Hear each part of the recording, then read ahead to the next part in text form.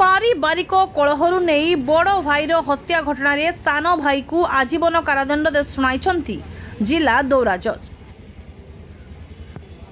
2022 मसीहा बिंझारपुर थाना अंतर्गत मलीपुर ग्राम में घटी सान भाईर कुराड़ी बेंटरे बड़ भाईर मृत्यु घटना रे अभियुक्त सान भाई को आजीवन कारादंड देश होइछि। बापांकर पेंशन टंका और जमीबाड़ी विवाद को नहीं पारिवारिक कलह लगी रही।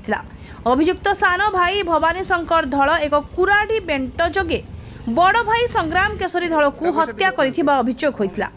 अभियोग को भित्ति करी अभियुक्त सान भाई को गिरफ्त करी कोर्ट चालान करा जायतिला।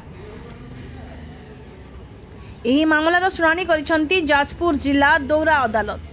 18 जनकर साक्ष्य प्रमाण को ग्रहण करी अनेक दस्तावेज आधार रे अभियुक्त को आजीवन सश्रम कारादंड देश सह 20,000 टंका जोरिमाना शुणाई मान्यवर विचारपति। एथि सहित अनादय 6 मास अधिक कारादंड देश पाई निर्देश देइछंती जाजपुर जिला दौरा जज अमृत रंजन नंद। एही मामला को सरकारी वकील समरेंद्र दास परिचालना करथिले। गत 30/9/2022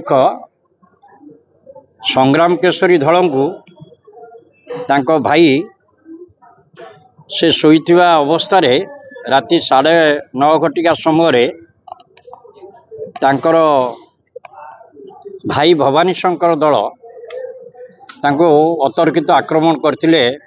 गोटे ठेंगारे तांको मुंड को एवं छाती की मध्य बारंबार प्रहार करथिले। मुतापांकर स्त्री आसिक जेते बेले प्रतिवाद करथिले से मध्य आसामी तांको मध्य जीवन मारदेवा धमक देइतिले।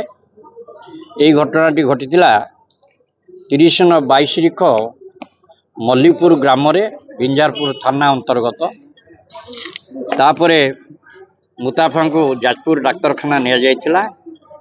जाजपुर डाक्तरखाना रु कटक रेफर होइतिला। कटक रे तांकर 2/10/22 तांकर मृत्यु घटितिला। एहा परे मुताफांकर स्त्री एतला आधार रे एक मकदमा आसामी विरुद्ध रे भारतीय दंडविधि आईन 302 दफा रुजु करा जायतिला।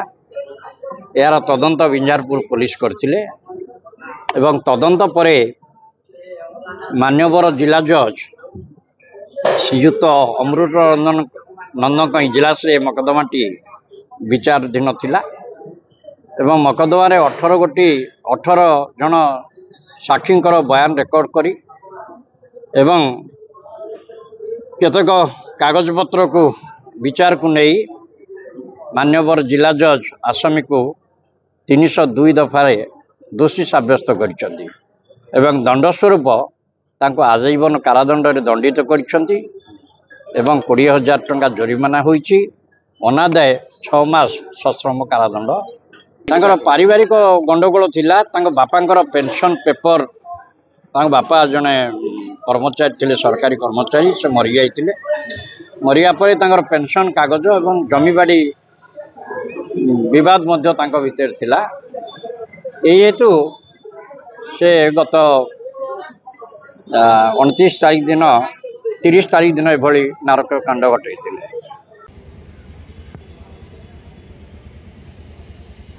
जाजपुर आनंद चंद्र साहू का रिपोर्ट ए ओडिशा। देखुना